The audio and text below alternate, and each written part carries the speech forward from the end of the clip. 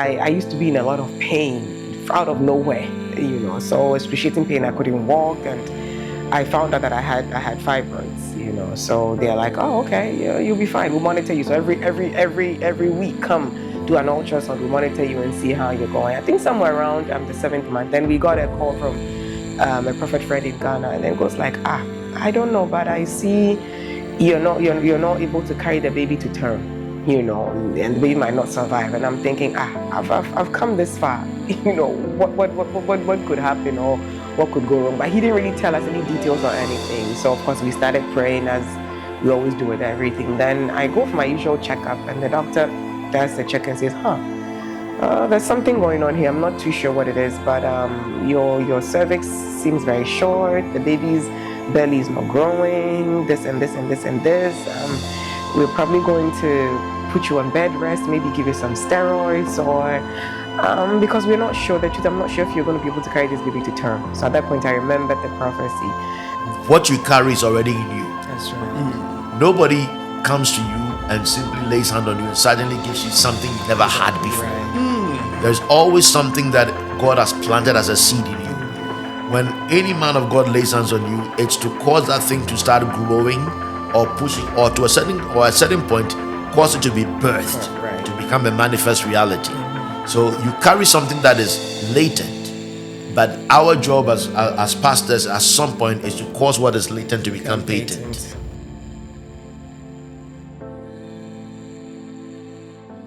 Welcome to another episode of the Dennis Spencer Show. I know it's been a minute, but I'm here to bring you another inspiring episode. Today we have Pastor Mo and Pastor Steve on the podcast. Their story is very inspiring, and this couple, oh my God, they are very funny. So you are gonna love this episode. But unfortunately, I just moved to Atlanta and I have a lot going on, and I don't have my team with me, so I ran into a lot of technical difficulties. We were talking and the camera stopped recording. We were talking for so long, and by the time I checked on the camera had stopped recording. And this actually happened multiple times. So there are bits and pieces of the story that you wouldn't be able to hear. But fortunately for me, every time I record my audio separately from my video. So there is a point in this video where you're going to realize that the video has frozen, but you can hear them talking. It is because the camera stopped recording. But I feel like that story is very powerful that I can't cut it out of this video. So hopefully you enjoy that. And I'm really sorry. Like I said, I'm alone here. So you realize that Pastor Mo's microphone is too high and it's covering her face.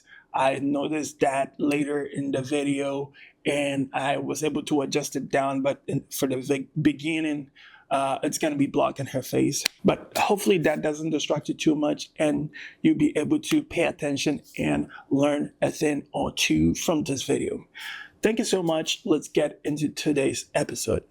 Welcome, Pastor Mo and Pastor Steve. Thank you, Dennis. Thank you for having us. Thank you for having us. I think that we have one special guest, and the other person just tags along.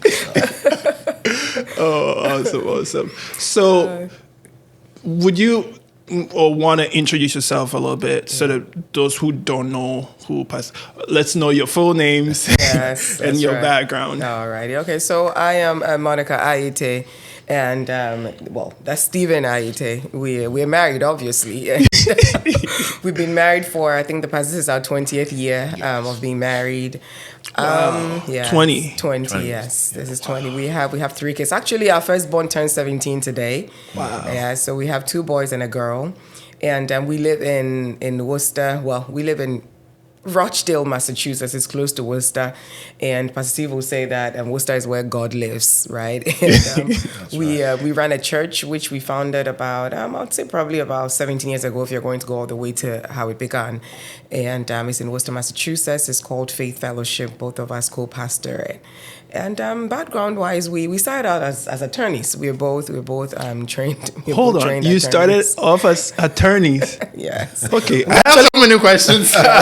We actually met in law school. Yeah, that's where we met, and we segued into ministry, and that's what we're currently doing. Yes. Wow. Did I leave anything out? It's not a whole lot I can add once she starts going. She's always been way smarter than me, so I don't know about that. you listen to her more than you listen to me. But, I think that for the most part, ours is not a complicated story. You know, our story is, our history is his story, and we are Hold more on, you about said your history is his story. wow. And it's more about us coming from a place of understanding that the spiritual is not always spectacular, but it carries a necessary impact once God is in the mix. So let's get talking some more, and then we'll find out some more about ourselves. The intro is even powerful. Me, I have a lot of questions. Let's go. So he said, okay, let's start. How did you guys meet? Oh, You said in law school. yes. We met in law school, and I don't know. I kind of what? Well, I mean, I finished my first degree before she went to first year. Yes, he's older than me. So what happened was that I usually tell people she's older than me, but it's just a joke. I like to make jokes all the time.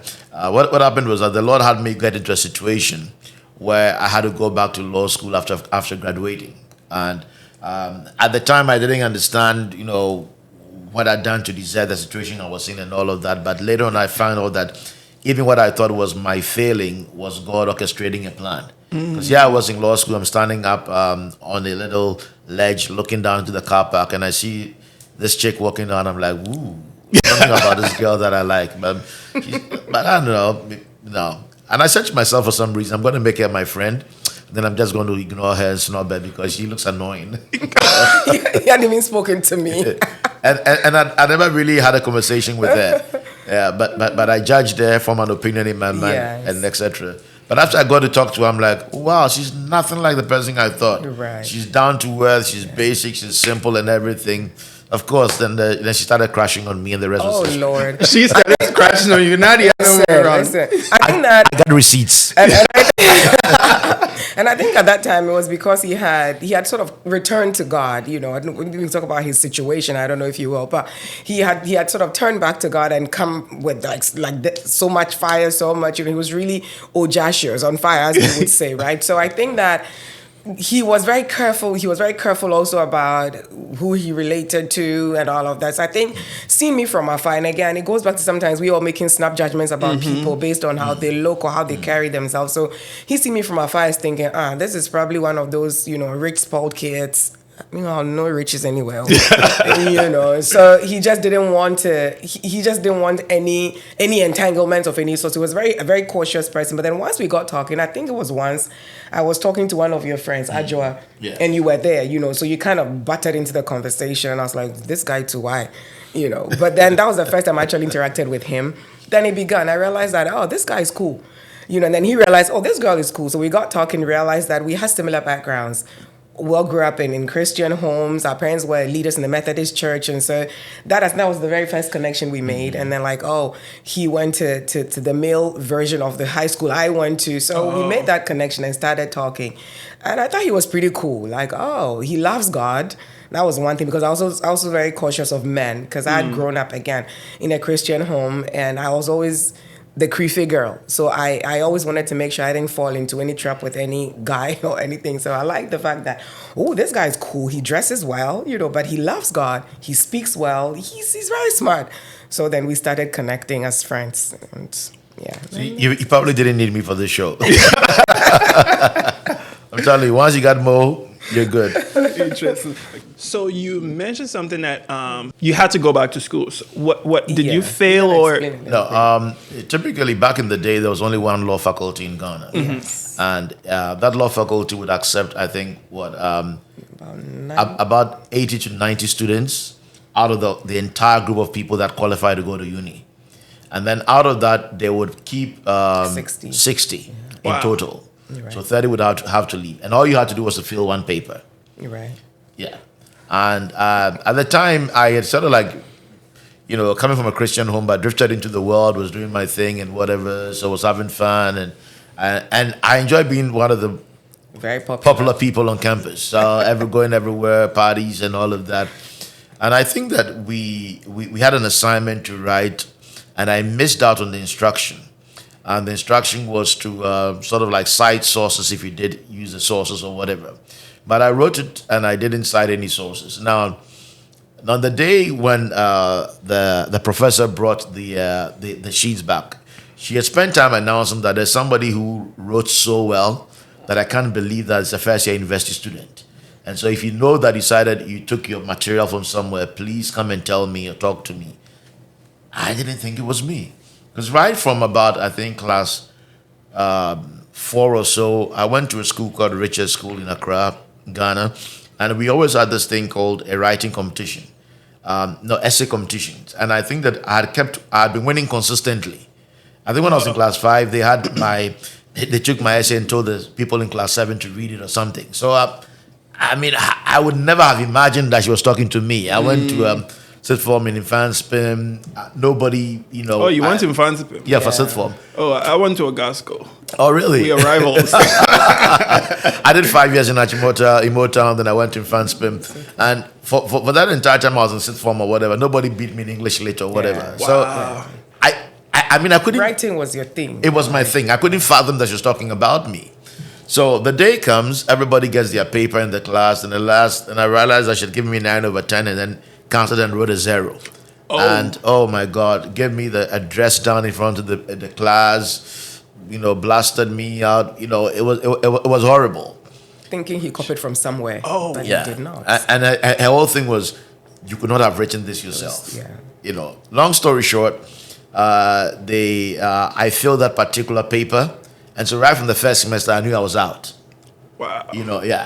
So I went through that whole mill thing, and that went away. Did political science, did well in it, and then decided to go back and still do the law. Yeah. And but that was God's orchestration. Because that's how we met. That's where we would never have crossed paths anyway. Wow. that's where she found me.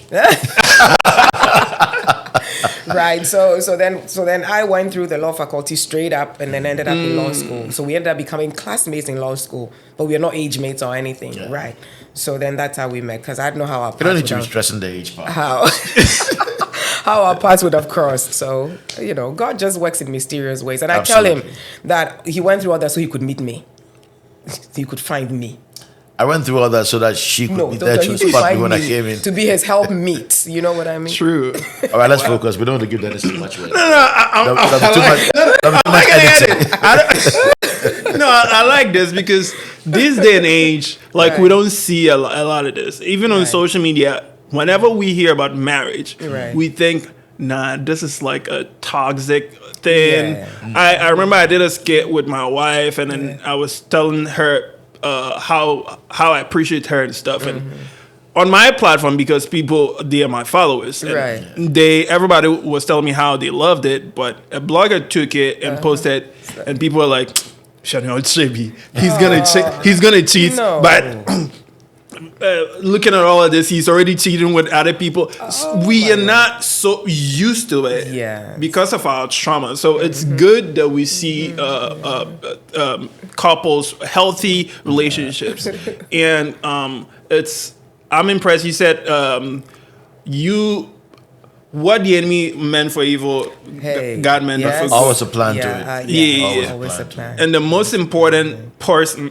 most important decision that you will make, apart from choosing to follow God, is the person we marry. I totally agree. Yes.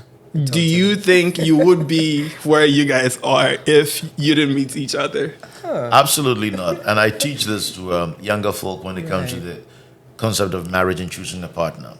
Because we are the only people the only creatures that God made that He gave the power of choice. Right. And God gives you that power and says, go choose your life partner. The Bible says, he that finds a wife, not he that I give a wife to. Right. Actually, scripturally, it's only Eve and then Gomer. Right. Hosea's wife, that God actually gave a woman to a man. Right. And all other circumstances, a man goes find his partner. So I was in a situation where I was dating this very nice lady. I was, completely blown away by her. As they say in Ghana, dada beatings. That's right. Everything was good. And in the beginning of that relationship, I wasn't really born again. Right. So I would go with my friends, we'd get drinks from the house. Everything was beautiful. They lived in a very nice neighborhood, expensive neighborhood and all of that. So everybody was like good. Then I became born again. And one day we're going to pray at the forest, and this pastor kept telling me, Achimota Forest. Achimota People Forest. wonder what forest. Be careful about marriage. All that glitters is not gold. And so the thing kept ringing in my ears. And I say this to say that, especially for a younger person who's going to watch this, that you don't always associate the spiritual with the spectacular. Sometimes God can speak in very still, small ways. You know, it was just a pastor's message: be careful about marriage. You know, and so it became something that would not leave my mind. It wouldn't leave my spirit. It kept ringing in my ear. You just said something. You said you don't always associate the spiritual with the spectacular. Yes. I think that with the younger generation, it's always about, it has to be spectacular. And unless I felt I was shaking like a leaf and fell down, unless I had a strange voice, unless something dramatic happened, then it wasn't God. It wasn't God. But God speaks in various ways. Absolutely. So the thing kept ringing in my spirit till I woke up, called the guy who invited me to that meeting, traced the pastor to his house. And I went to knock on his gate, and he came and he said, "Young man, I remember you came to pray with us the other day. What's the problem?" And I told him that, well, the word you gave me is not leaving my spirit. I'm very disturbed because I'm dating somebody. I'm thinking that this is the person for me. And that message is leaving me confused. And so he handed me over to his wife and said, "Talk to her." And initially I was a little offended because as African or Ghanaian as we are, we tend to think that, oh, it's a man-to-man thing. Right. Go talk to a woman, it's like you are downplaying the importance of what I'm saying. But then I get talking to the lady, and I realize that his wife is even more prophetic than the husband. And that's another lesson for me. Right. Never assume, you know. So what happened was, she would give me an assignment and tell me to go pray for maybe 2 weeks, come back and talk to her, go pray for 2 months. We went through this thing for 2 years. Wow. For 2 whole years. And the whole thing was just forgetting about anybody in your life right now and praying about the concept of marriage. Because I believe that God knew that would, and we'll get into it at some point. God knew we'll get to this point where everything will be taken away from you and all you have is each other. And so you need a person who understands where God is taking you to. One who has been in God all her life and understands these things to walk with you. And eventually, at the end of that 2-year period, I'd let go of that old relationship and was open to a new one. And then I realized that, the gold was right by me, but I was blind. and another thing about Pastor Steve, I didn't even know. I mean, when I met him, you know, and one thing I loved about him was the fact that he was on fire for God. That was very important to me. I'm very big on making a list of what you want in your husband. Some people don't believe in it. I do. I believe that you make it in the list in like order of importance. Know your tradables and your non-tradables, you know. So for me, a person who feared God was number one. Because again, I grew up in a home where my father feared God. And I loved that man. I loved how he treated us. I treated my mom, how he loved God, how he worshiped God with like everything in him. God was first. So I wanted that to be my husband and that to be my home. So when I met him, I was you know, I loved that idea. But he would take me around a lot. He loved to pray. Like, hey, if they're praying here, he's there. He had his own group of friends he prayed with. He had, you know, these older mentors that he looked up to and prayed with. So it's like, oh, Charlie, let's go see, you know, Pastor this. We're going to pray. I'm like, okay. He was taking me around to be vetted. I didn't even know. I found out that later, you know. So it's all in the process. Again, he was also very particular. Like, hey, wherever God is taking me, I have to make sure that I don't take this marriage thing lightly. And I think that is a good thing. You know, these days people, you be dating somebody and they'll say, oh, let's wait till, you know, let's not tell pastor now. Let's wait till. Even at that point, we were even friends. We hadn't even crossed that line to, hey, we're dating, we're getting married. But he would take me places, you know, where his friends are praying, where his pastor is. Let's go say hi. All that time was his way of trying to get me vetted. So I think for me, young people shouldn't, you know, give in to, hey, let's wait until we've dated for 2 years before we go and see the pastor. The earlier you let them see somebody you respect, your mentor, your pastor, I think that it would help a lot before you get deep into it, and then now you can't get out because your heart has run ahead of you. Yeah. Wow. It also goes back to having a sense of where God is taking you. Because I enjoyed when I was like, I don't want to use the term the world. You were. Yeah, but I really enjoyed that part of my life. And I was a little scared of backsliding initially. Very scared of backsliding. Then what complicated things for me was that everywhere I would go, and I keep saying this, there wasn't a major prophet in Ghana at the time that I didn't meet who didn't tell me about the call of God and what God was going to do with my life. So I had a certain sense of responsibility and a bit of apprehension. I got to get this thing right. Because when I fell for Jesus, I fell hard. I fell hard. I fell hard, I was kind of guy that if church starts tomorrow, 2:00 today, I'm ironing my clothes for church. Because, when I got into that space, oh boy, you couldn't say nothing to me, So I just wanted to be sure that I got this thing right, that I didn't make a mistake. Because one of the things that I said to myself right on the onset, back in those youthful days was, I'm not going to go into this thing and come out. Right. So I got to be sure that I'm making the right choice. Yeah. Wow. Wow. I'm just blown away. That's 4 hours. if you go to a fifth one, you pay a fine. Wow. That's a fifth one. You ask a fine, okay. So, Pastor Mo, what convinced you? Okay, you said he was audacious and all of that. Yeah. So, was that the only thing that convinced you? Yeah. No, his personality also, and again, as I said, I had my whole list of, God-fearing, kind, one who speaks well, one with nice teeth, one who dresses well. There were the silly things and there were the important things. Mm-hmm. So the love God factor was huge for me because, again, like I said, I didn't want to date any guy who would want me to go and do things in any corners. I didn't want that. So that was one. And then he's very smart. He is an intelligent man. And he's very generous.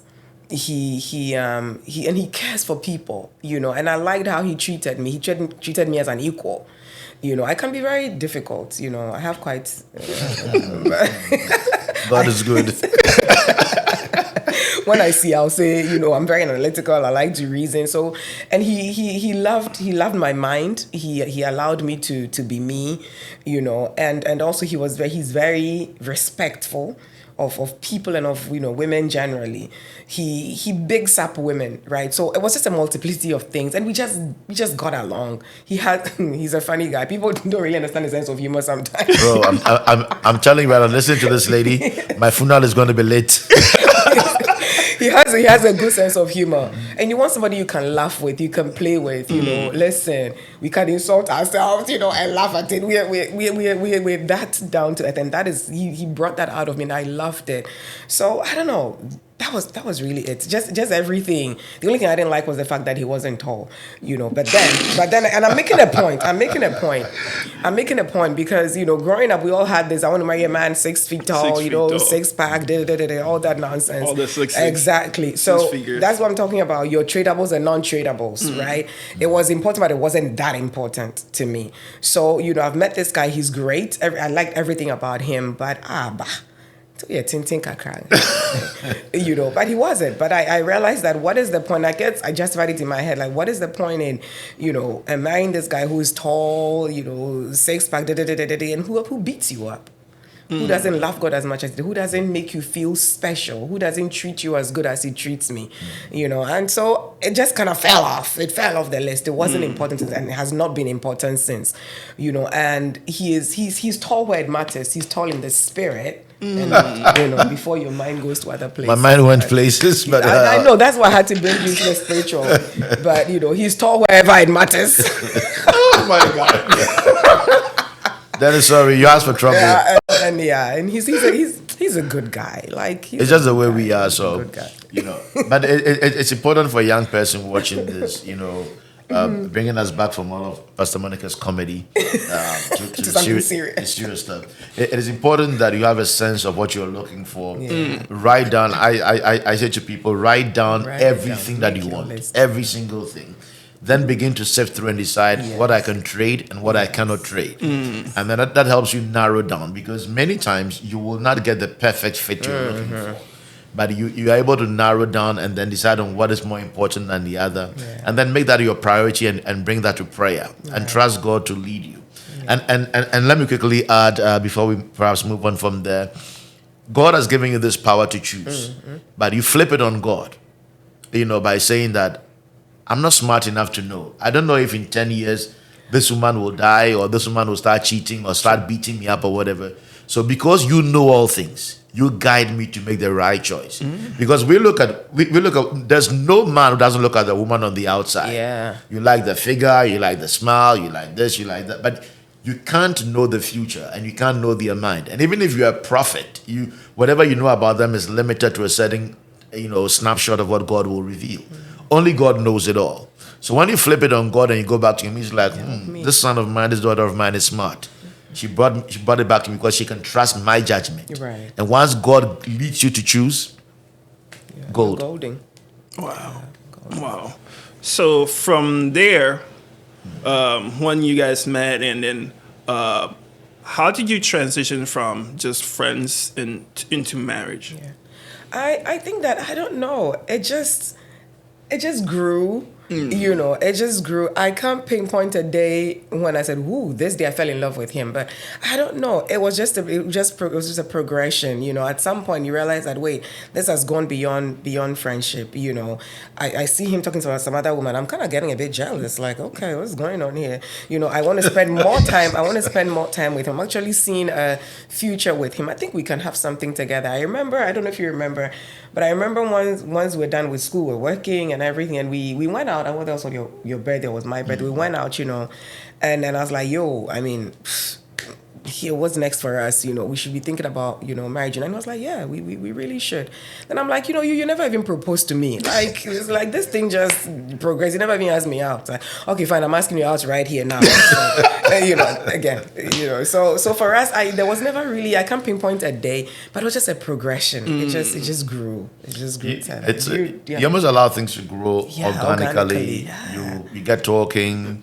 You hang out, you're growing together, and I think that allows you also the space to figure out things that you don't know. Because when you date somebody, you are dating the image they sell to you. True. All right, because I will never go pick you up if you're going out on a date looking disheveled. Right. I'll make sure. If I got to rent a car. If I need a haircut, I mean, don't look at my head right now, but if I need a haircut, I'll get a haircut. He had hair, by the way, when I met him. If I might go find the perfect pair of shoes, groom well, but it's a date. I'm selling you an image. Right. But then when you get to hang out with somebody organically, just grow together in a friendship, you get to know what they are really like. When they let their guard down, how do they really think? Yeah. Because ultimately, you're going to be stuck with this person. You're going to be stuck with their thought processes, their ideas, the ability to relate to you. And contrary to what single people think, marriage is not all about sex. I give you 6 months after marriage. At the most. 6 months. No, initially, boys think that, you remember we've counseled people where the boys they come and they are all legal because once we get married is 4 times a day, whatever. You can't sustain it. So you've got to look beyond that that dynamic to, okay, how much of conversation can we hold together? Yeah. And even if, let's say, she doesn't like soccer, can I get her to watch it with me? If I don't like the opera, can I go hang out with her? Those little, because ultimately those are the things that are going to sustain you for the 70, 40, 30-year haul, where you're able to hang out and just make conversation. Just stay on the phone and talk for an hour, 2 hours. Yeah. Nothing. Yeah. So. And you'd be surprised, even to date, I always tell people this, we have such a friendship that when he leaves home, I know that he's going to call me in the next 5 minutes. So I'm like, okay, where's my phone? I'm like, yeah, he called. I missed his call. I'll pick it up. And sometimes I have to fight the prophecy. As he's driving, we're just talking. He just left me. But we're still talking till he gets to where he gets. There are times when I'm away from home or we're away from each other. We all on our computers working. I call him or he calls me and he's there and I'm there and we're all working, but we're talking. Sometimes we're on the phone for 30 minutes. He's working, I'm working. We say one word to each other, but we are still there. Again, that talks about the depth of the friendship that we have as a couple, So ours is not just, okay, one bang, we're a couple, okay, is my food ready? I eat, okay, let's do this. When everybody's in their separate rooms doing their thing. We're constantly connected with each other, wherever we are. And I think that is invaluable to any and every relationship. people grow apart very quickly. We've done this for 20 years, and I'm going to say something, you're going to laugh, or maybe not, but he's very affectionate, I'm a bit stiff. Let me just put it out there, sometimes you're in the house and he's just, tapping, and I'm like, you too. And he goes like, after 20 years, your husband is still chasing you, aren't you happy? And I think about it and I'm like, really? It's been 20 years, and it's still fresh somehow, and that is something that I'm grateful for, and I pray that other young people, as they're coming up and getting married, will have what we have. I'm not saying that it's all perfect, but then there really some really good points that I think that people can incorporate into their own relationships. Wow. So what I've got it is the foundation of the marriage or the relationship is really important, because if these days a lot of people start their relationship with a wrong foundation. We start off with situationships, entanglements. We start off, we meet at a club, and then they start having sex, and then they are all like judgment is clouded with infatuation. We think we're in love, but it's actually just infatuation. I remember I was dating someone, and then someone asked me, and we're all Christians, and they're like, so Dennis, you say you are not having sex, so but you spend a lot of time with this person. What do you guys do if you're not having sex? I'm like, what do you mean? What do you guys do if you're not having sex? It's like, so she just comes to your place to visit you, and then you guys are not having sex. See, I'm like, so okay, how long is the sex? Can you have sex for 5 hours straight? You can't. Exactly, you can. So the friendship, I think a lot of people don't have that friendship because marriage, in Akan we say awar no kanwar. Awar no kanwar. So marriage is a lifelong journey. So if you don't, if your marriage is based off on how pretty the person is, it will fade. It will fade. Wow. When they are home, they will remove their makeup. The wig is off. The wig is off, and life happens. Some person they can get sick. Women when they get pregnant, they're totally different person. So if your foundation is how pretty the wife is, how good sex is, how about when she can't provide all of that? And I think that is one important thing that our generation we are losing. Let me get a bit naked here, and it's because you brought that up about beauty and things change and fade. I mean, this is a very nice wig, and that is a bald head. When I met Pastor Steve, I had hair. Why am I calling you Pastor Steve?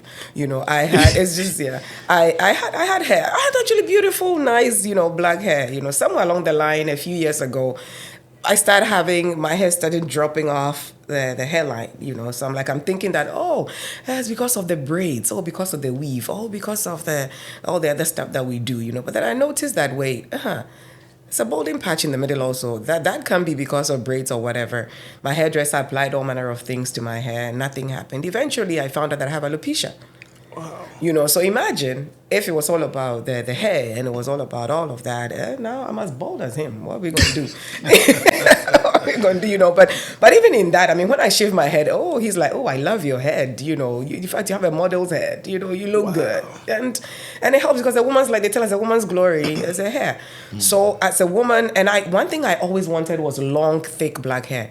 So every time I was pregnant, I loved it because the prenatals helped my hair become very thick. So a woman who just loses her hair, and my mother is 77, her hair is still thick and nice, So for a woman, that can be quite tough. And so if you followed me because of my hair, it's gone. And that could be a problem. So the changes that happen in marriage, and they're unpredictable. So it is important that foundation is right. That foundation is built on Christ. That foundation is built on friendship. There's genuine love that goes beyond the physical, because, like you said, things change. Pastor Steve, initially, I know we are men of God, but at the same time we are human. Yeah. When she started having an alopecia, how did you feel, or you didn't mind at all? I don't really think I minded at all, because I think that years ago I said to her that I think that when you hit 40 and beyond, you should have a low haircut. You look really good with it, and so I always had that picture in my mind that she could rock it, and so she's rocking it. She's rocking. I think I'd seen Halle Berry or somebody else with it, and I'm like, Mo, you could work this hairstyle so well if around about a certain age, and so it wasn't really a problem for me or anything. And just wanted to top that off by saying that everything about marriage and everything else, relationships are work. You've got to work at it. You've got to put in your. Once you stop working, then you're leaving it to collapse. So you don't give in to the times where you're feeling like you don't want to talk or whatever. Because I like what she said, everything she said about me, but I'm not really an extrovert. I'm an ambivert. There are times where I'm so introverted, like you give me a microphone and I mount a stage, I can stand there and talk or minister for hours. I get on the stage, you want me back on the stage. I just don't want to get on there because I don't like being in front of people. So I think it's weird, but so there are some days I wake up, I just don't want to talk. I just want to be by myself for the next 3-4 hours. Just leave me alone. My idea of a good holiday is okay. Take the kids, go to Six Flags, leave me home. I can be. I can be upstairs at home for 3 days without coming downstairs. I'm fine. Wow. So I think about all of that and I realize, listen, dude, it's not about you anymore. You got a wife and kids. So snap out of whatever mental funk you were in and come out of it quickly because they need you. And then you got to step out of that and come. So I'm just saying that when you come to marriage, you're bringing yourself, you're a separate unit. But once the two become one, you've got to figure out a way to let yourself become less important than us. Because if everybody holds on to how important I am and whatever, then the conflicts get out of hand. So like she'll tell you, I'll make it hard for you to have a fight. Because we have an argument or whatever. Okay, maybe in about 2 hours I have a joke I want to tell. You're wasting my time with this. Because I can't keep my joke. So I'm like, Charlie, the thing that you did or I did, whoever did it or whatever, me, I'm sorry. It's gone. Now let's talk.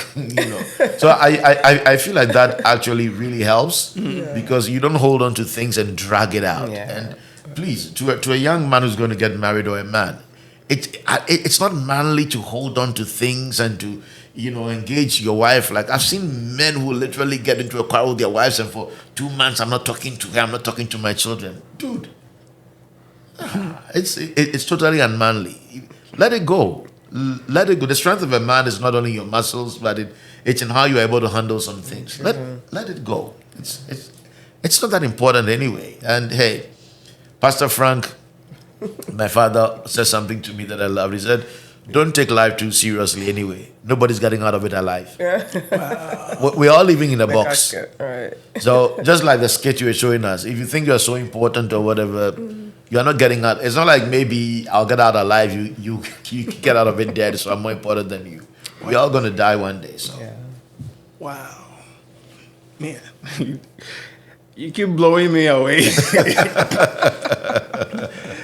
So you got married. Yeah. And then how did you guys quit Right. pursuing law to go into ministry? That's a scary story.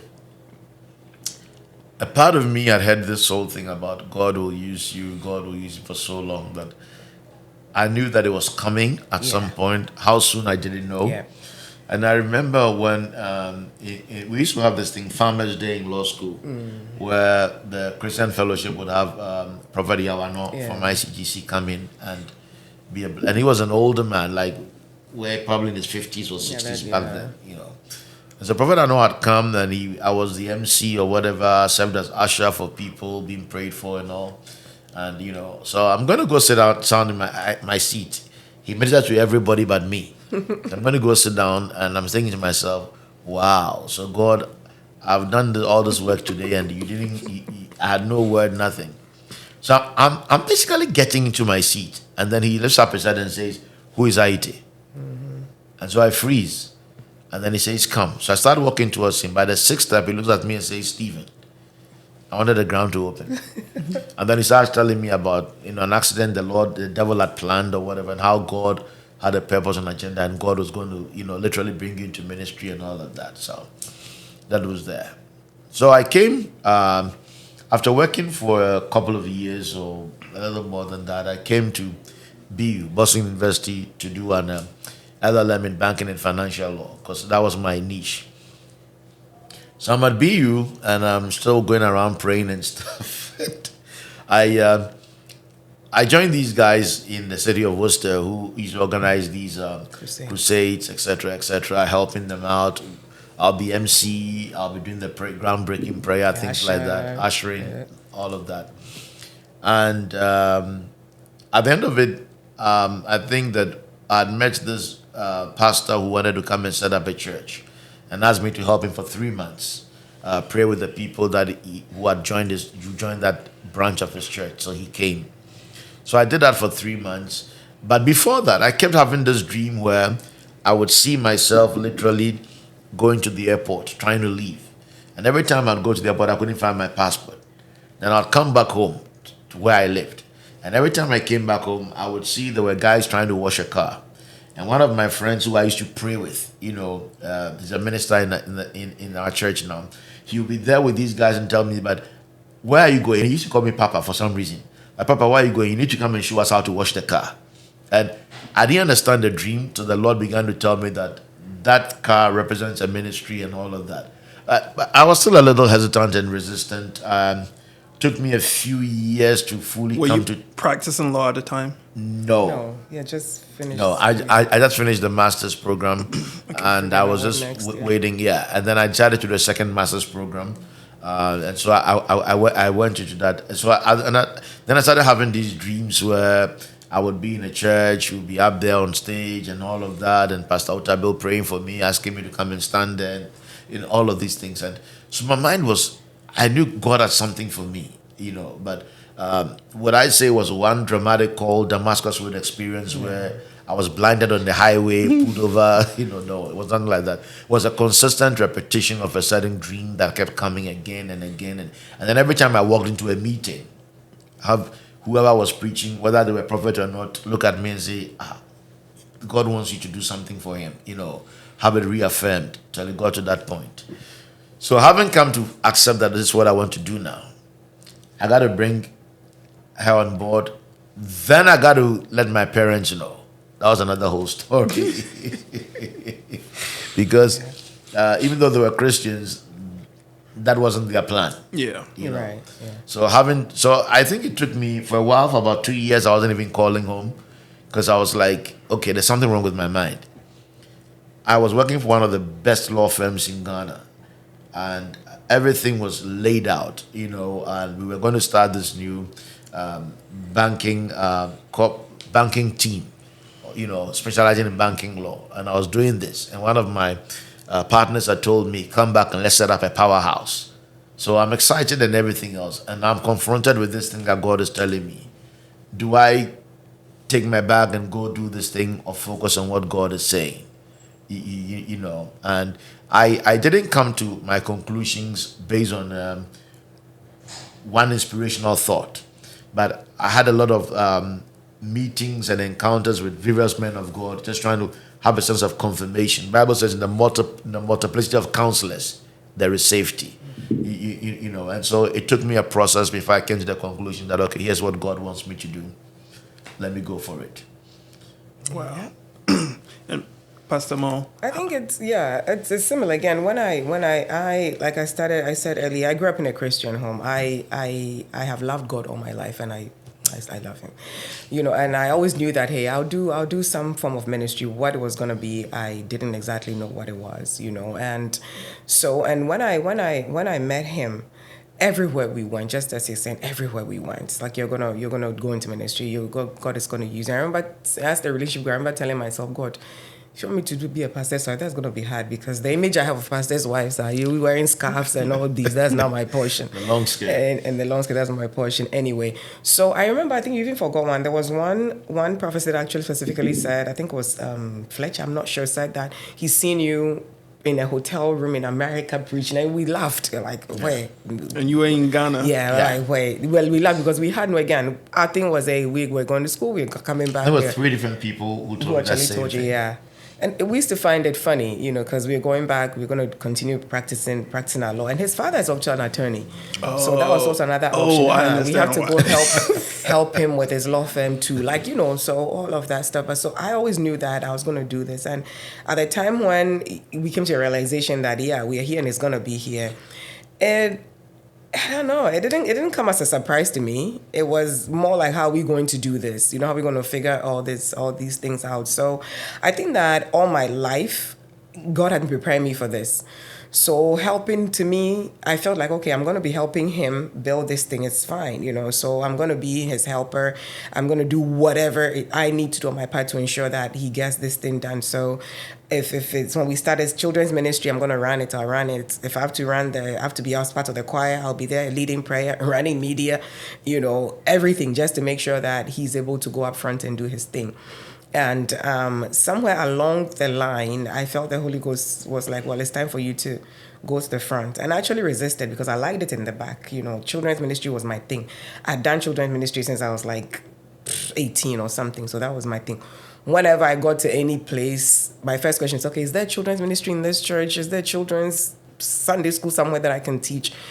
So then at that point, like, you got to go forward. So I told him, and he's like, yeah, you have to. So then I started coming to the fore, But at, I don't know why he keeps saying that he had to bring me on board, like it was tough for him. But for me, I feel like God put us together for a reason. God knew where I was going, and how we'll be able to complement each other, So, yeah, it was. Well, when I say it was tough on me, you were a man. In a typical Ghanaian context, you're a provider. You're all of these things, and you're literally saying, "I'm shutting down our revenue streams to focus on something else." Yeah. Something that you don't know if you're gonna make money. The kind of uncertainty around it. Yeah. And I and you need buy-in. You can't simply say, once you're married, you got to get buy-in. You can't say that it's all about you. Right. But a part of me had always known that day was going to come. On hindsight, I always had these experiences that I thought was normal with everybody else. I remember when we were children. Remember when there was these black and white television sets that they pulled the shutter in front of it, or you were too young. When Ghana TV would end with the Anara, Yeah. And there used to be this program on Saturdays with Oral Roberts. Yeah. And from the city of Faith in Tulsa, Oklahoma. And he used to be shown, and he would come on and say something good is going to happen to you. But every time he would come on, it's as if he literally would be magnified on the screen and point at me. So I used to start pulling back from the TV, like, I don't understand why this man keeps doing this thing to me. That was one. Secondly, especially when I went to visit my grandmother, every time I was laying on a bed or anything, I would feel these sensations go through my body like electricity. And at a certain age, it could be some neurological defects, I don't know. Exactly. But I began to understand that to an extent, it was a sign of an anointing that I didn't know about. Then my third experience was when I became born again, and I was in a taxi cab, driving along the beach road in Accra, going towards, just coming towards Kolebu, right? And I felt like something was pouring all over my head. Like, literally felt like there was somebody pouring oil all over my head. Man, I had a taxi driver stop the car because I thought the sea was here. I just become born again, and I heard these stories about, African Christianity, about marine spirits and everything. Like, oh my God, marine spirits are attacking me at the beach. So I jumped into a cab, went to the church ground, go look for my pastor and things like this. What happened to me is like, no. What do you experience is the sign of the anointing. So there are little things that are indicators to where you are going, Right. And you don't know about. Years later, I spoke about my dad. My dad would finally come to church, pick up the microphone, and just bless God for our lives and what God is doing with us and all of that. And then he would tell me a story about how between my older brother and I, we were so close in age. People think we are twins. Yeah. that when my mother said she was pregnant, she's like, nah, they're too close, you know. So the doctor has said, okay, yeah, a couple of pills, take it so that we can just you can get rid of this one and then try again when you're ready. And my mother said she went to the bathroom, you know, to take the pills or whatever. Oh, your mom was pregnant with you. Yes. Yes. And my dad only told me this story Yeah. Just about 3-4 years a ago. few years ago. Yeah. Said, and my mom had gone to the bathroom to take the pills, and she said she clearly heard a voice tell her, "Don't have an assignment for this guy. Don't." So she flushed Pills. the pills in the toilet, came back and said she's done. And so they went home, and The baby never came. her belly kept growing. So my dad was like, "What happened?" He's like, "I don't know. I took the pills. I don't know what happened." So, and he's like, "I'm just glad that Right. you know that whole situation did not happen." And then what really told me that my dad was like, I don't want to say affirming or in awe, was Yeah. because my dad sits in Ghana and sends us a seed. Like, you know, I'm sending you a seed for ministry. I'm like, Daddy, I should be sending you money to take off. You're like, no, no, no, no, no, no, no. You're my pastor. Let me send you a seed. And so, from where I've come from, that tells me. So when he told me that story, it just blew my mind. It just blew my mind. So for many people, especially a younger person watching, and I always reference younger people because they are my heart. Yeah. They are my passion. I feel like we need to hand them over a vibrant faith with understanding, with a clear path of how they should mature and grow in the things of God. And for a younger person watching, what you carry is already in you. That's right. Nobody comes to you and simply lays hand on you and suddenly gives you something you never had before. Right. There's always something that God has planted as a seed in you. Yeah. When any man of God lays hands on you, it's to cause that thing to start growing or pushing, or to a certain point, cause it to be birthed, Right. to become a manifest reality. So you carry something that is latent, but our job as pastors at some point is to cause what is latent to become patent. And that is what we do. So don't be hung up on anybody making you feel like they gave you something. Right. You said it's your job as a man of God to cause that which is latent to be patent. Yeah. Yes. Wow. Because there is something already that God planted in you. Right. You see, everybody that is born on this earth, we are all the products of a prophecy. And when I say prophecy, it's the thoughts of God. Right. So God had a plan for Dennis already. That is why Dennis can't explain how you will lose a page with 300,000 followers and build up another platform with 33,000. People have tried 13 years. They don't have 300 followers. How does it happen?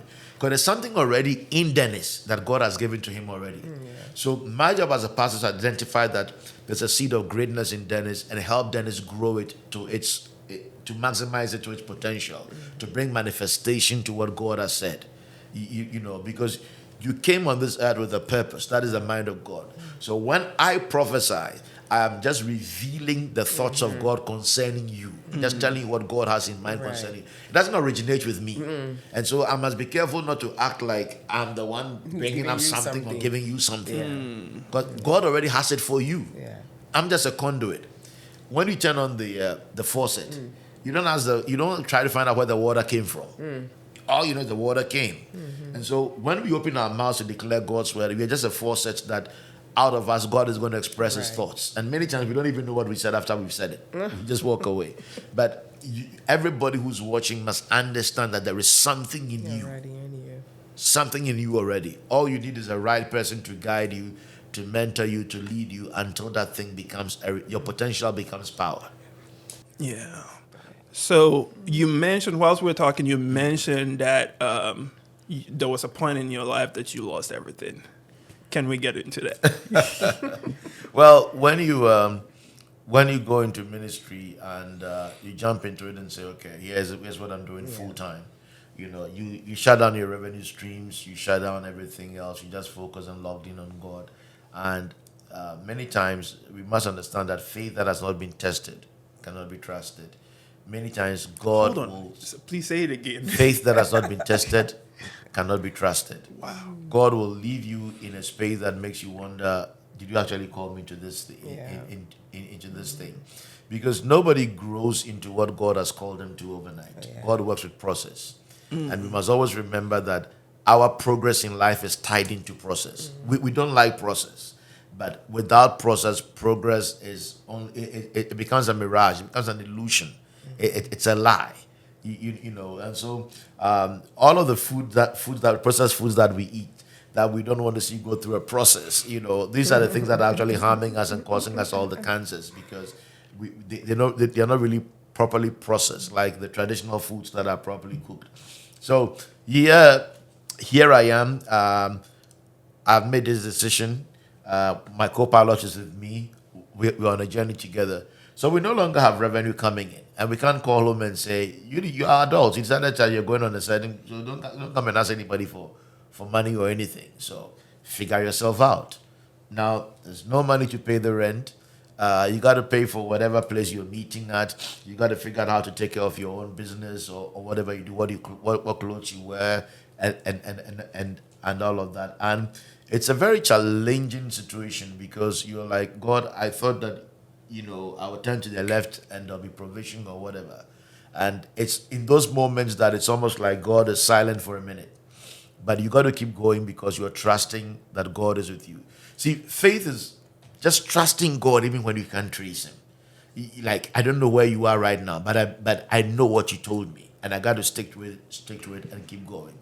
So we went through a period where we didn't have a car, and I remember borrowing $2,000 from a pastor friend, Pastor Gerald Planch. God bless him so much.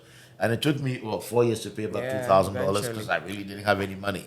And I borrowed that money, then got 1,000 that we had saved, and went to the auction to buy a car. Now at the auction, I wasn't really an expert on buying cars, so they brought on this car that looked like it was a Cadillac Catera, the only Cadillac built in Germany. And the description was that it literally is an Opel, but it's but it's a Cadillac, blah blah blah. I looked at the car, it looked good. I fell in love with the car. I bought the car. Bruh. Every time I move the car from here to 1 mile away. Once I turn off the engine, I need a jump start. Wow. And I thought it was a battery. Changed the battery. It wasn't the battery. The car took us. And I remember when we had Joseph, and we went to buy chicken. So we had some money. We went to buy chicken, and it was snowing. And this is Worcester. It's cold. 45 minutes from Boston. Yeah. Worcester literally is where snow is manufactured. And there's a snowstorm, and my wife and child are in the car, and it's snowing, and the engine is off, and I'm walking around the car park begging people, "Can you please give me a jump start?" And I'm thinking to myself, bruh, we left our car and everything back in Ghana. What are we doing? This is insanity. Begging people are telling you, "Oh, I've got to go give my girlfriend a ride. When I'm done, I'll come and help you guys."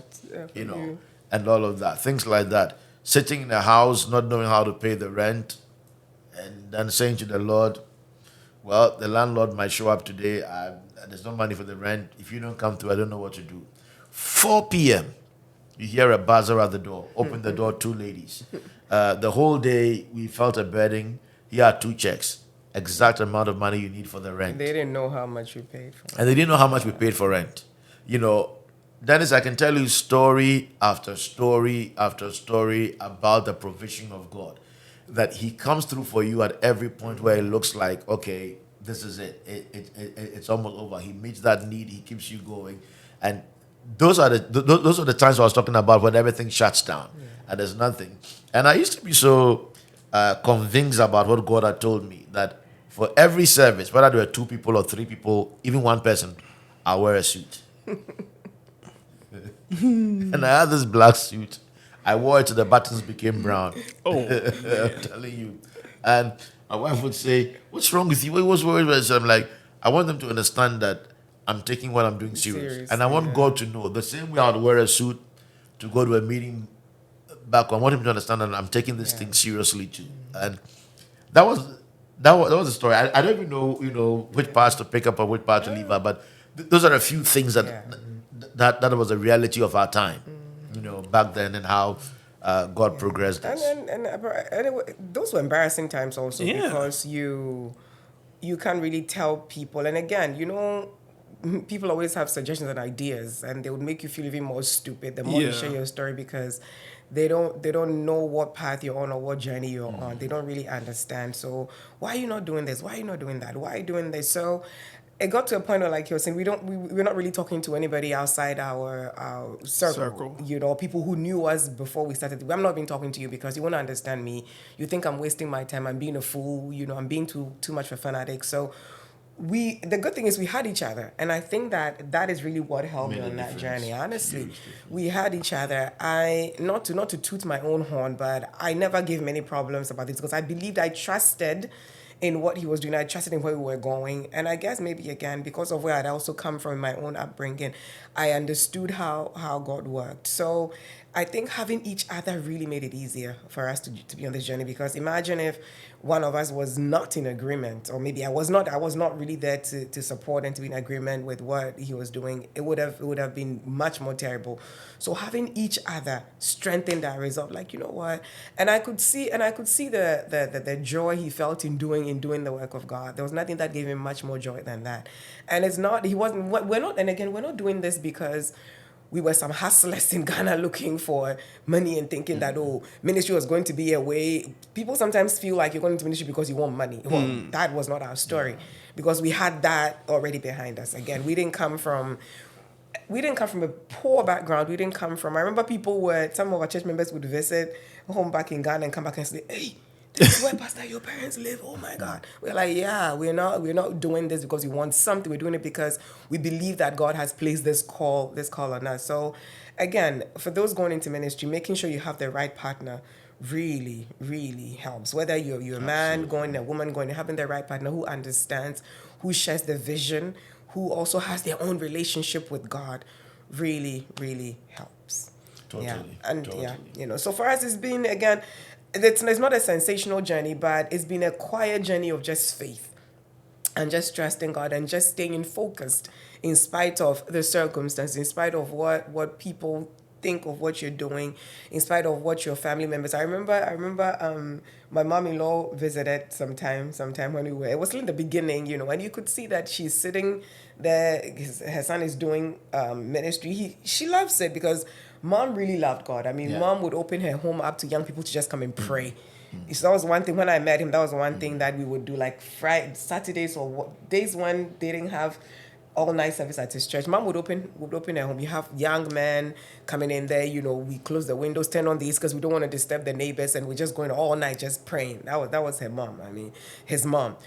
But then I guess watching her own son, like, this is not what I thought. I thought you were going to become this big lawyer, help dad or whatever. But this thing that you're doing. So one morning, mom and I we're cooking, and then mom goes like, why don't you just come talking to me? Why don't you just come with me? When you come back home, Pa will follow. That's his local. And I said, yeah, I know he'll follow, because Pastor Steve just can't survive without me. Like, that's a fact, So and mom was smart enough to know that if you come with me and you stop this thing you guys are doing, like, come home, you can start a fellowship back at home, as you're practicing, you're doing the fellowship, I'll sponsor it. Like, other people are doing it, you'll be fine. So I'm like, that sounds very good. But I'm like, Ma, something? God calls a person and tells them where to be. So I agree, if I go with you, he's going to stop everything and follow when we go. But that is not where God is calling us to be, So I don't think that I can do that. She didn't say. She said, "Oh, okay." She went back home and told his big sister, "Hey, leave those people. Oh, she's with him and they're gonna do this thing. So just leave these people and let them do their thing." And I know that it was hard on the parents, because again, as with every parent has expectations. I have expectations of my kids. I want to see them in a certain place, a certain space. So when it's not going in that direction, and they mean well.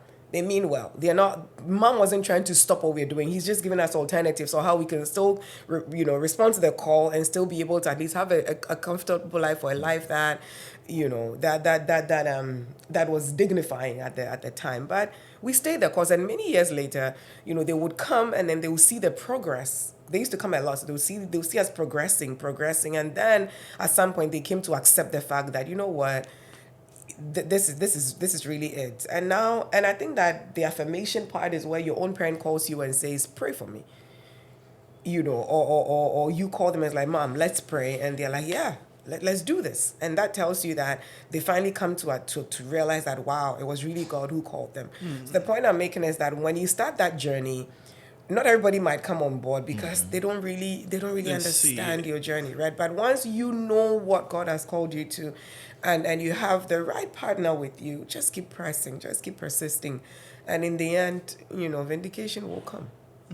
Dennis, there was a time where we had our first, was the second son, and my mother-in-law had come Ah. visiting, and there was a friend of Monica's. She went to Wesley Girls with all these Wesley Girls people. So she called and said, "I'm Oh, coming." she went to it. Yeah, Okay. she Oh, called and said, "Oh, I'm coming to visit," and the furniture we are using, we inherited from my sister who's left the state. It wasn't nice. And the furniture is all now has become old, all torn up and everything.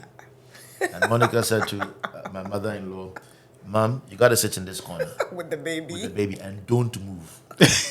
Because once you stand up, everybody can see that attitude. So sit there until this my friend She was goes." quite a team player. And team player, she sat there and everything. And I'm like, I remember once there was a wedding. I was going to conduct a wedding. The morning I had to leave home, go to the place, make sure things are working well, run around and everything. But I didn't even have money to buy gas. So at the end of the wedding, somewhere getting to the end of the wedding, my mother-in-law and my wife decided to go down to the car so they can feed the baby.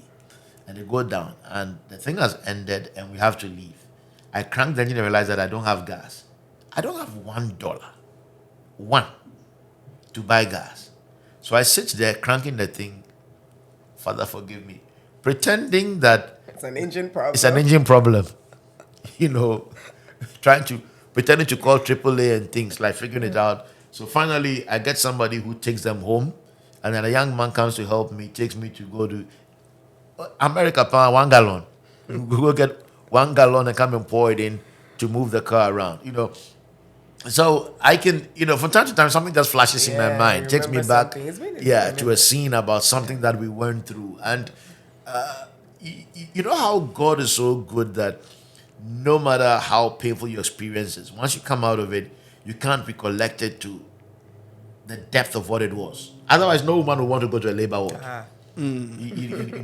God is so good that you can't recollect it to that, so it comes back in flashes. And as she was talking, that it just came to my mind because when I found out my mother-in-law was coming to visit, I went into fasting and prayer. That Father, don't let get her a come. visa. Because this is my embarrassment, and a part of me, as an African man, as a Ghanaian man, Yeah. you know that thing that is foisted on you. You are the man. You are responsible and all of that. I'm thinking, my mother has come to meet us living like this. Charlie, there are days where even what to eat for, is wahala. wow. Oh, you did Gary soaking sada. We've done all sort of things. So I'm like, Charlie, I don't want her to come. So I started fasting and praying.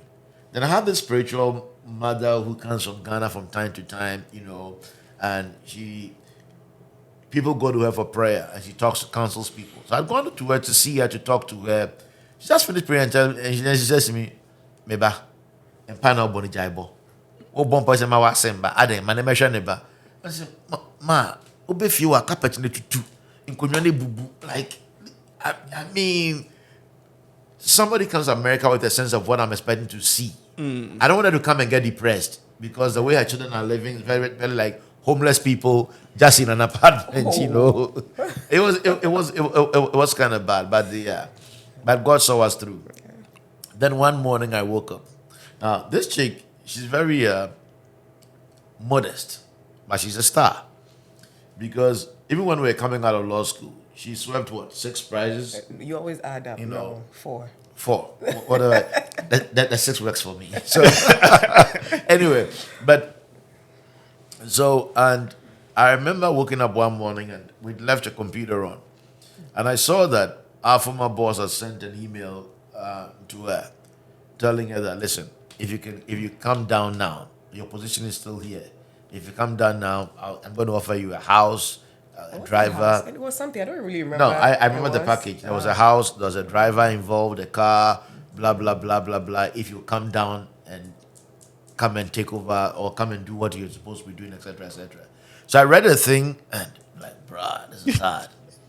So I wake up in the morning. I'm like, you haven't seen this. I've seen it already. I've gone to the email. I've seen this already. So, listen, if you have to go, I totally respect it, because I'm the person who keeps hearing what God is telling him. I'm the person who's if you have, I totally respect it, but I'm leaving it to you to make a decision. But listen, I'm good, you know. And this sister sat down.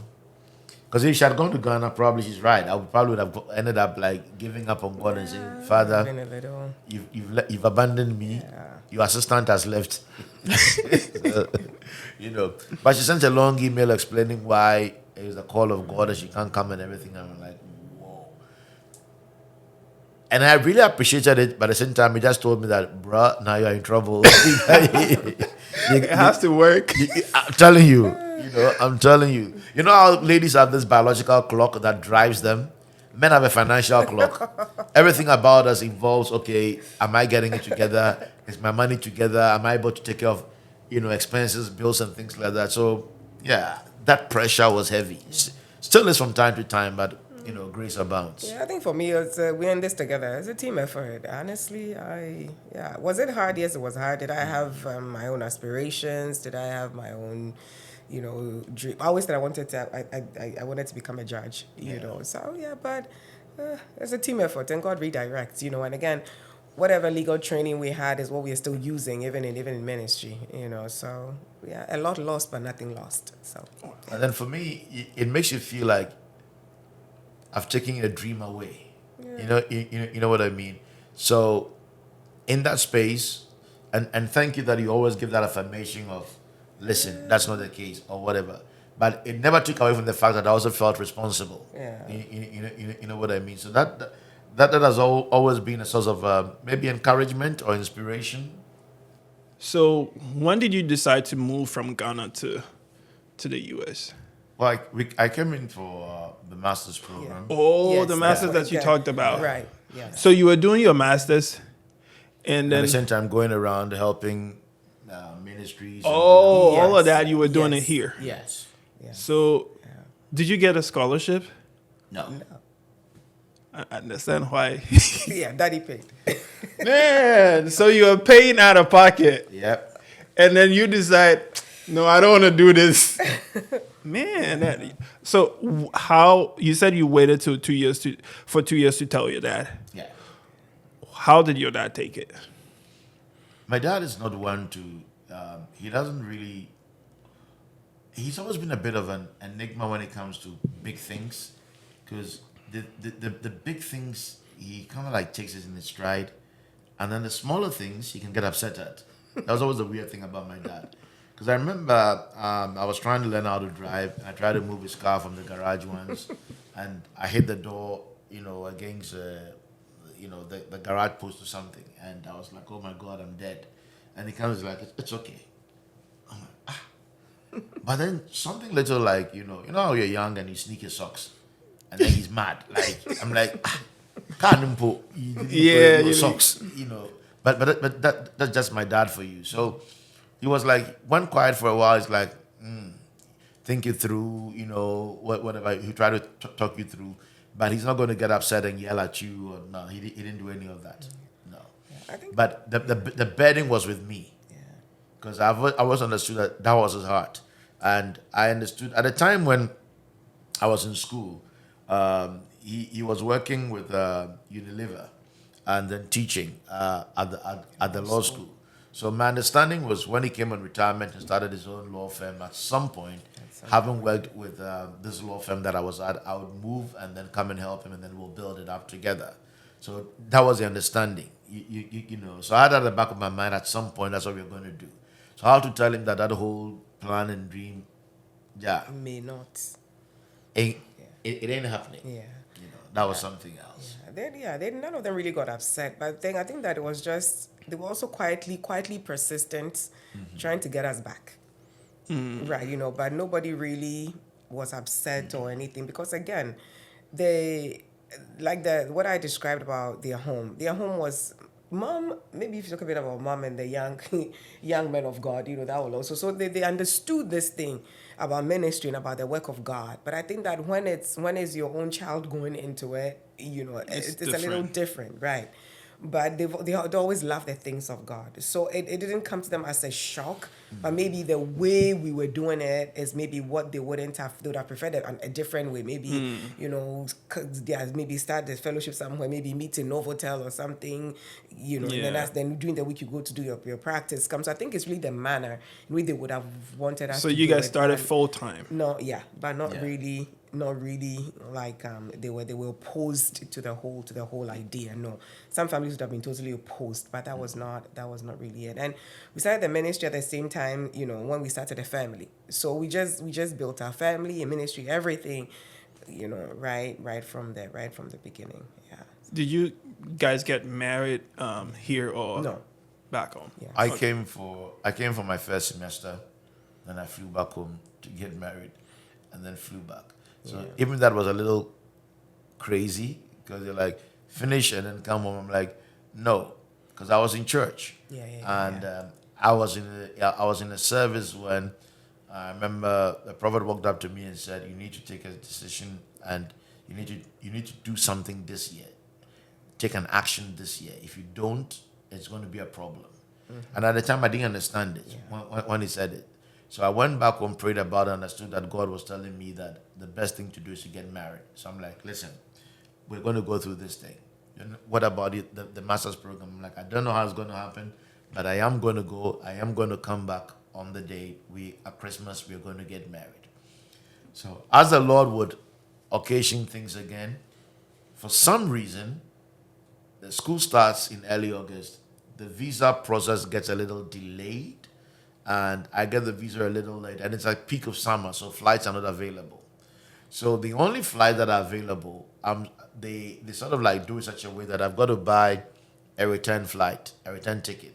So I got to confirm that, okay, I am going to leave in August and then come back in December. For some reason, that was the arrangement, and that was it. So I had the return ticket, even though I'm like, listen, I'm on my way home. They're like, don't bother coming, let the ticket man. I'm like, I'm on my way, So when it was 25th December 2004, I remember because I sat in Amsterdam Schiphol Airport when I watched the tsunami in Indonesia, destroying things and all of that. And the next morning I was in Accra, and 30th December got the business done, and then 9th January 2005 got on a plane and came back.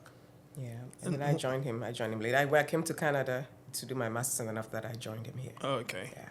So you we truly started. can't stay away, live without your wife. No. No, You can't. well, she says so. I mean, but yeah, no. She's the thing about Monica is she's an amazing manager. She's an inspirer, a manager, an organizer. She gets everything done. She's like an octopus. She has about 8 arms and two. a million fingers and gets. I mean, if you watch her doing anything, she's incredible. She gets a million things done at the same time. How she does it, I don't know. I really don't know. And she spoils me, so. Yeah, she's a spoiled husband. How many people, what's your congregation when you started? And where did you start? When we started, Yeah. when we were starting, it was what, 3-4 people or so. We used to work with this pastor friend, not a friend, this pastor, and then we moved on and we just staying home, and got a few people that kept calling and saying we want to pray. So we got together in somebody's basement, and we were about 4 or 5 of us at the time when it started. And then from the basement, we outgrew the basement and had to go find a place to rent, like a little room about maybe a little bigger than this, yeah. And then we used to gather Sunday evenings at 5 o'clock just to pray. From there, it grew to a point where we had to move to a bigger space upstairs. And then we had to ask the landlord to keep breaking down the wall and extending the space till we maxed out what we could do there. And then we were able to acquire property. Wow. Yeah. So right now, what's the congregation? What's the number? We're right about 300-400. Yeah. Wow. Started from home and then the basement, and It's very, very impressive. And that's one thing that you see about God. He's so organic in the way he does things. Like I always tell people, everything begins with a seed. You know, God will always give you a seed. He never gives you the fruit. And so if you can believe God that once I have the seed and I plant the seed, it will grow. He will grow it. The seed may not look, important when it's just lying in your hand.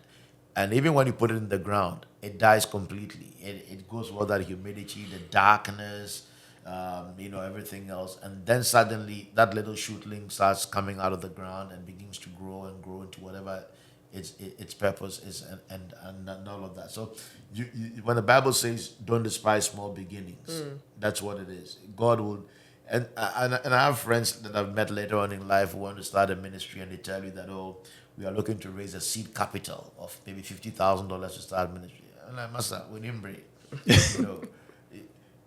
Start the way God wants to do it, because He doesn't want you taking credit for anything. That's right. If you're starting something and you need to have all of your instruments in line, you need to have all of these things and everything, then I question really. Let me just leave it before I say something that can be a little problematic. So talking about challenges in life, so let's go into some of the adversities that you've faced, especially Pastor Mo. But I think that again, our whole journey of faith, just even what we talked about, starting the ministry and everything, and trying to get people to come on board, and trying to even get the family and everybody on board. All those things were quite challenging, But I remember, I think when I got pregnant with my first child, Joseph, and it was quite a difficult pregnancy, And I used to be in a lot of pain out of nowhere.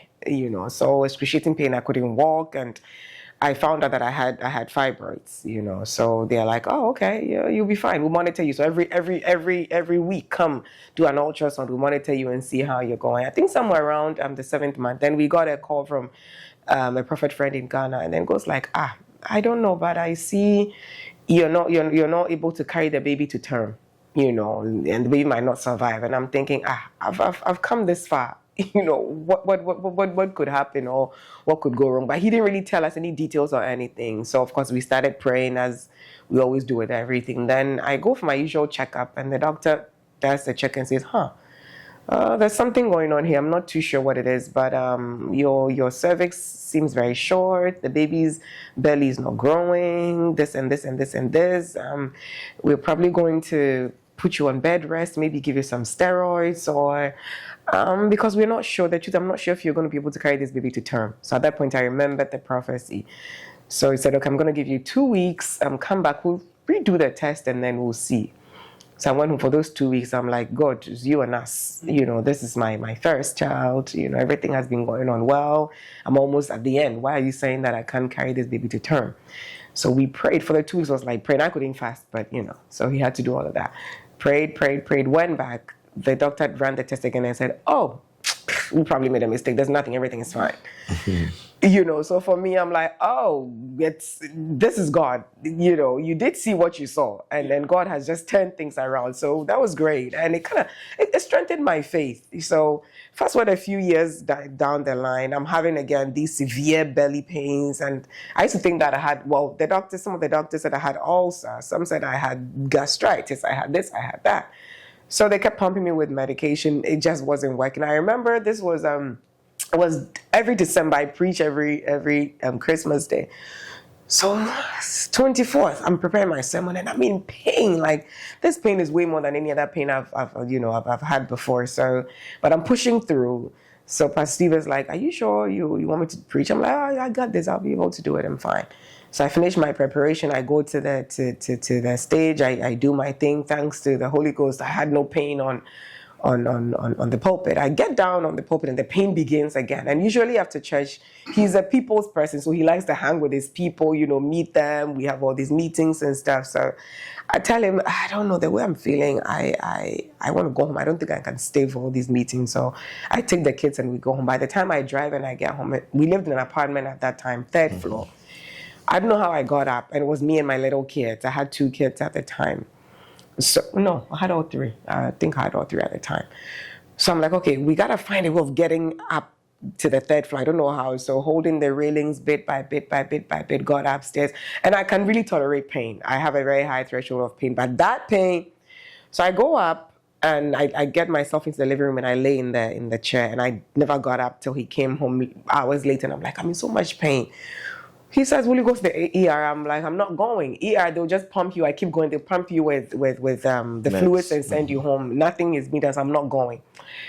I slept in the couch. I didn't even move to the bedroom till the morning. So in the morning, I'm like, okay, I have to go to the ER. I think I want to go. I got myself in there. He couldn't leave the kids, so he called one of my ladies at church and she drove me there.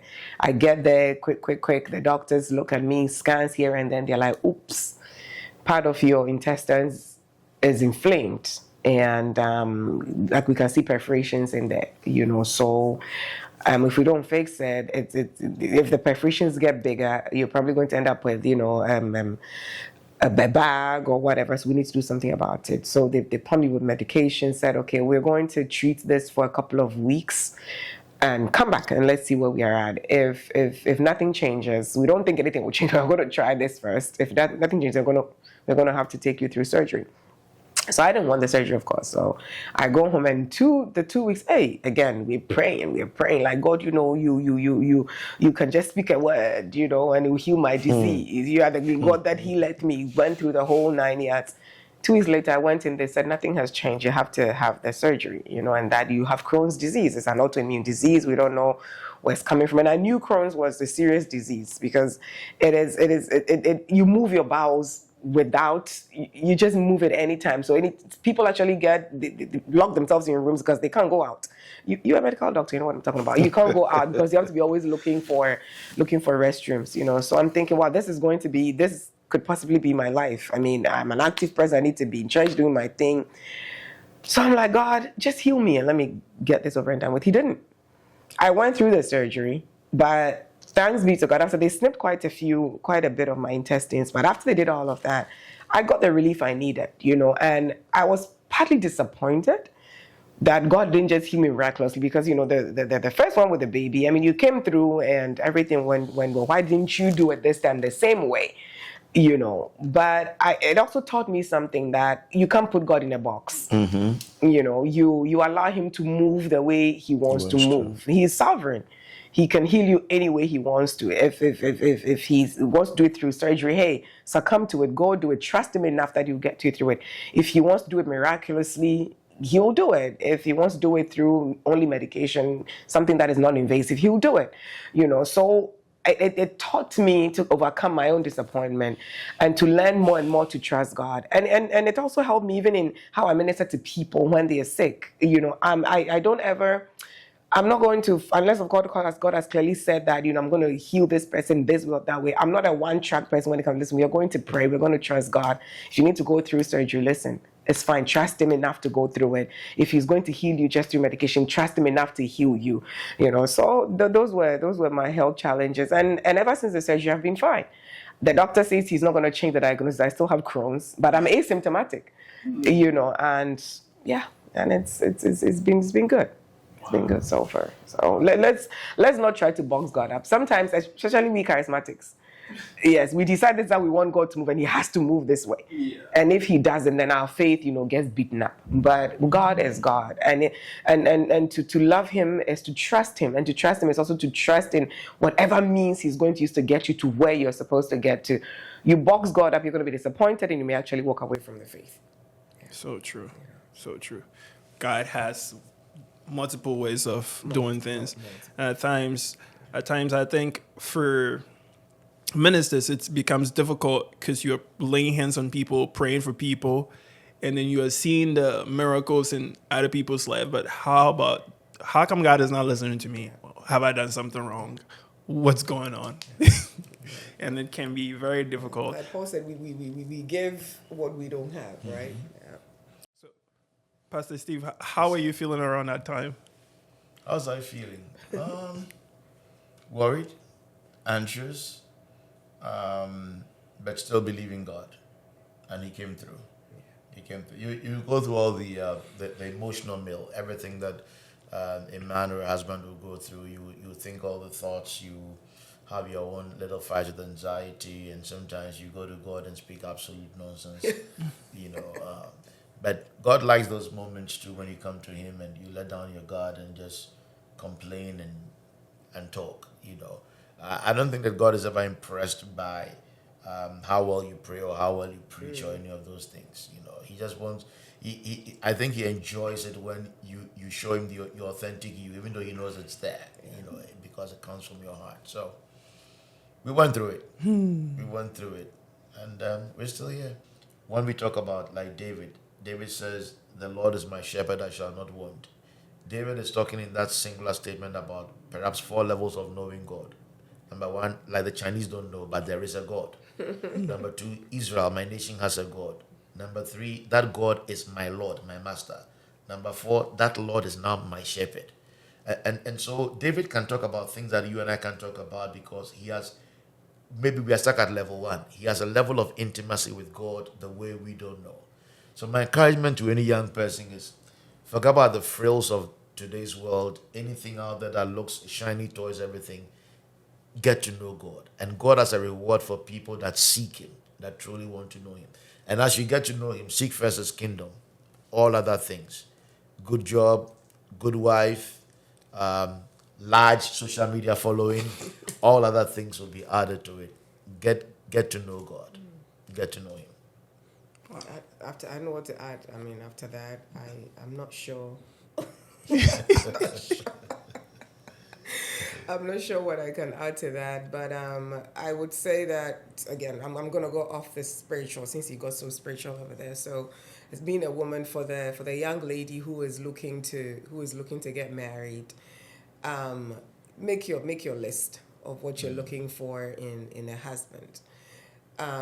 Make a list in the again order of importance. Ensure that you know the things that you can't do without, the things that are important, and make sure that the things that are not that important don't end up becoming so important that you miss out on marrying a good man that God has ordained for you.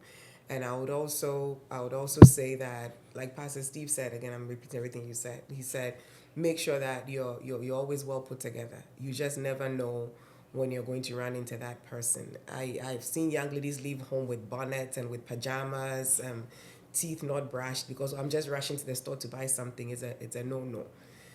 So I would say that always put yourself together very well because you just never know when, you just never know who. And for the young lady who is married, marriage is not the end of the journey. Sometimes we think that the moment we're married, that's it, finally I've got what I want.